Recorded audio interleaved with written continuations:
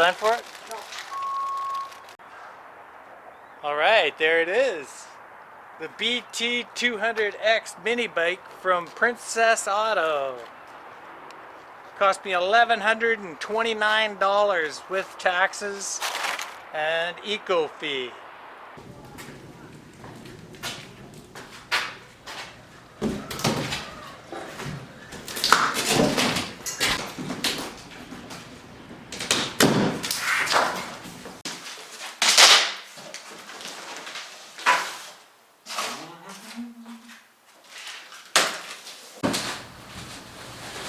Front and rear fender.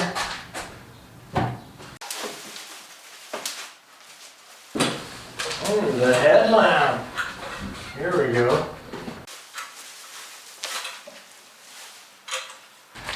A bag of reflectors and looks like the hangers for the fenders right here. Here's a bag of hardware and the book of words, the owner's manual. And here we have a handy dandy little tool kit. Doesn't look too bad. It's all metric.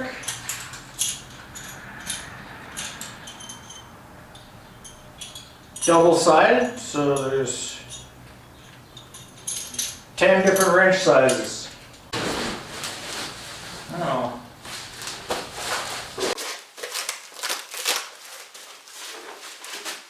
Well, this is likely the front wheel. And here is the very substantial set of front shocks. There's going to be a torque specification in the owner's manual, and I'm going to look for that in a little bit.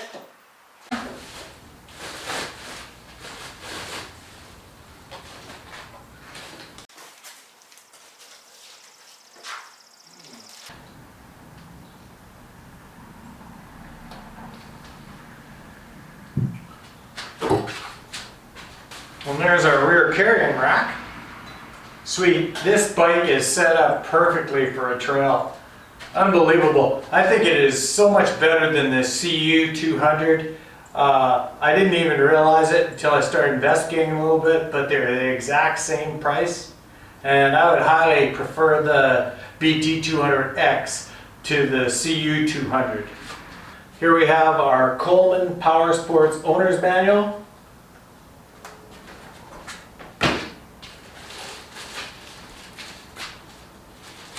Assembly and pre-ride instruction.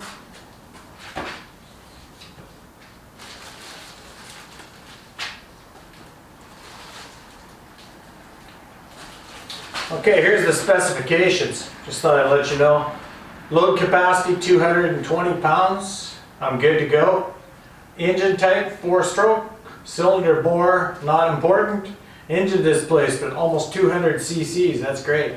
Rated power 3.8 kilowatt. Now, not sure how that translates into horsepower. Transmission auto centrifugal clutch. Sounds like the same thing they use on Skidoos. And starting, it's just a pull start.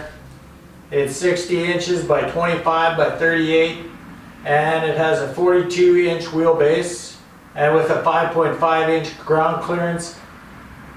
And wow, it's less than what I thought. It's only 138 pounds fully assembled. Wheel size 19 by 7 by 8.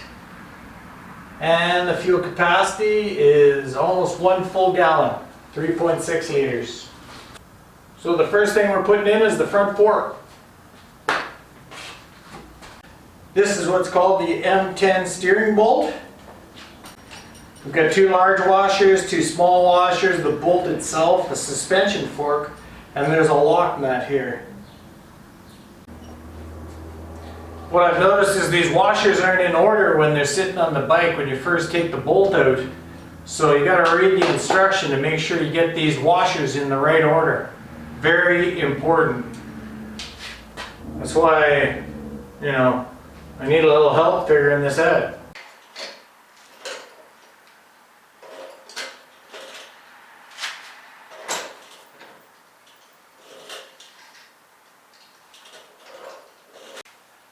Well, I had to reuse the box it was sitting in because it holds it nice and straight, and then I lifted it up at the front. It'll make it a lot easier to put this fork on.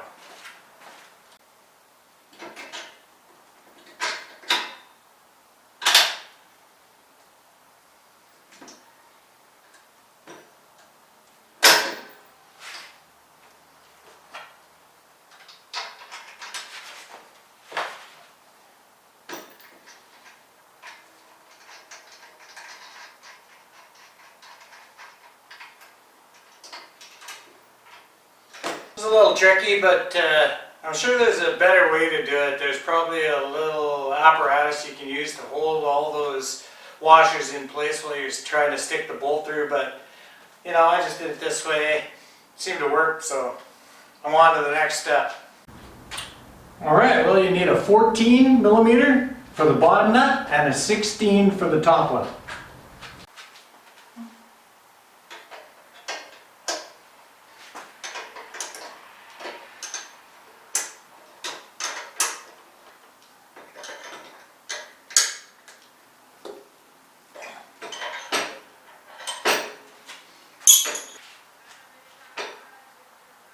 That's about as tight as it's going to get.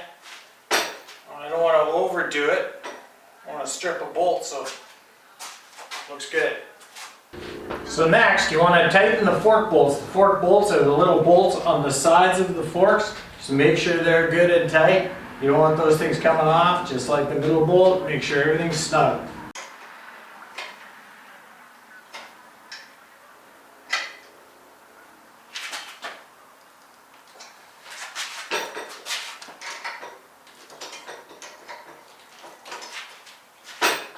So 3 of them were nice and snug, but 1 wasn't. So that's why you gotta check it out. Well, I spoke about the torque specs earlier on, and there were no torque specs for the lock nut on the front forks, but there are torque specs for the fender installation and the side fork bolts, which is 15 pounds, 15 foot-pounds. Okay, as you can see here, I've installed the front fender, but the instructions were a little bit confusing. They said that you had to install the bracket, but on mine it was pre-installed. The fender was 15 foot-pounds, so I mean, you could just do it pretty snug. You don't want to just reef on it heavy duty, because the last thing you want to do is strip the bolts. Well, it appears the fenders are on and everything seems to be attached. I just need to tighten things down, then I can move on to putting the handlebar on and the front wheel, and that should be all it wrote after that. I hope so. It was a bit more work than what I thought it was going to be. It's actually a bit of work. The hole they allowed for the bracket that holds on the back rack, it wasn't large enough, so I had to drill that out. Wasn't difficult, but that wasn't mentioned in here. So all the bolts are the same diameter, but they come in 3 different lengths. There's a 16 millimeter, a 20 millimeter, and a 32 millimeter. So you have to make sure you're using the proper length bolt for the proper application. Otherwise you'll run into problems later on.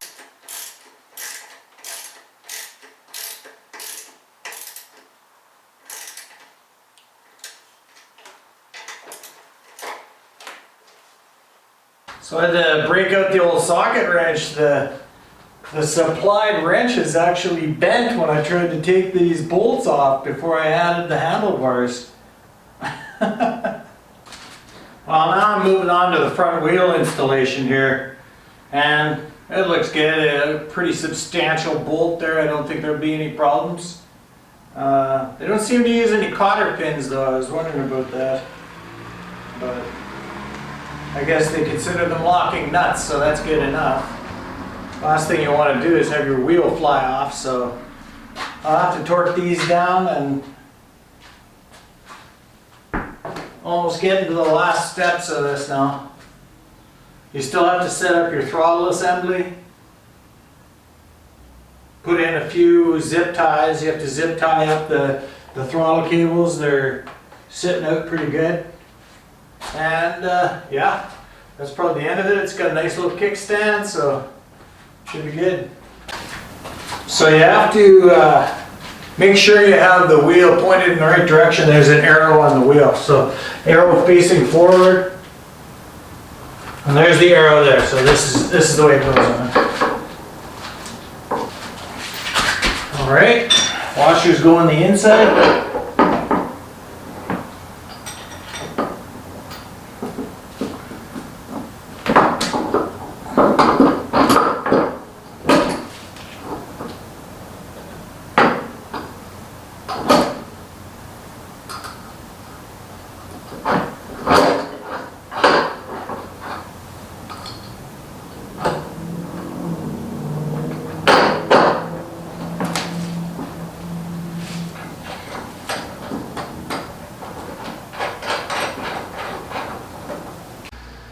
Well, I'm a little surprised they give you torque specs for the smaller bolts, but they don't say anything about the large ones.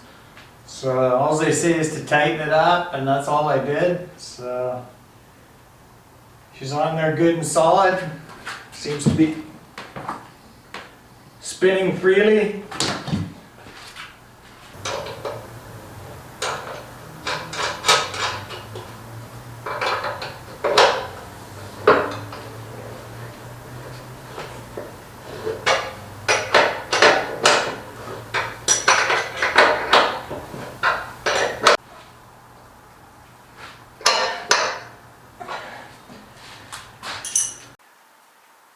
Everything seems good and tight now.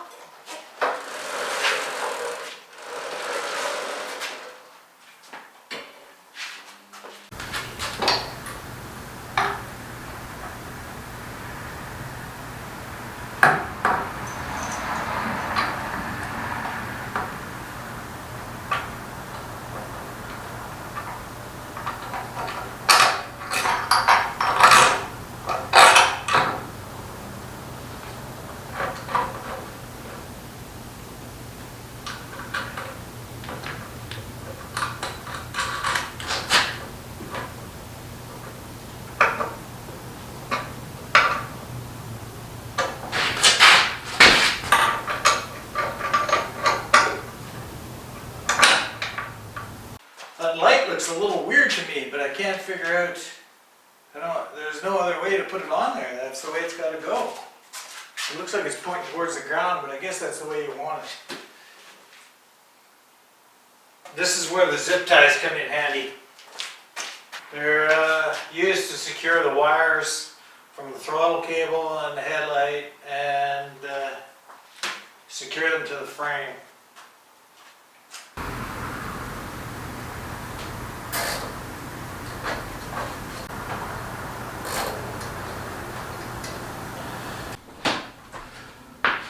Well, I kind of expected that they were going to supply me with engine oil. These things come dry. There's no engine oil in them at all. So I need to fill it with 1030. And it only takes, well, it's got a specific fill level on the dipstick, so that's what I'll follow.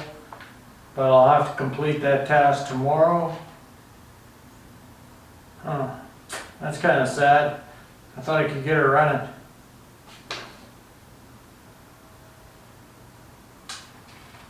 You gotta look after tire pressure, chain tension. You can adjust your brakes and throttle. Now, even though they said it was supposed to be completely dry, there was a certain amount of oil in it, so you have to check the dipstick carefully. This is the fill plug, and here is the drain plug right here. Now, this piece right here also screws out, so it has a tendency to come out when you take this nut off, so you need to put a wrench on this side to stop it. So I guess I'll start it now.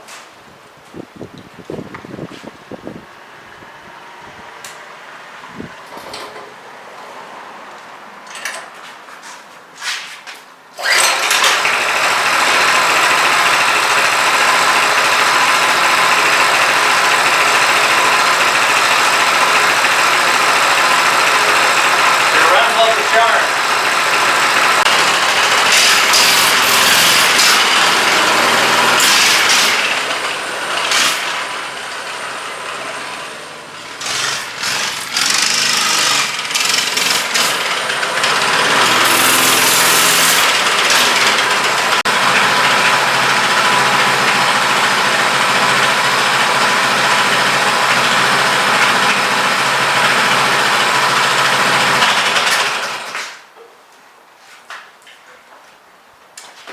So I really can't drive it too far around here. It's in an urban situation, so I'm just going to have to leave it at that with the video.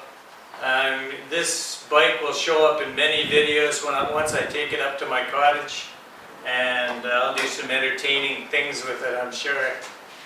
So stay tuned.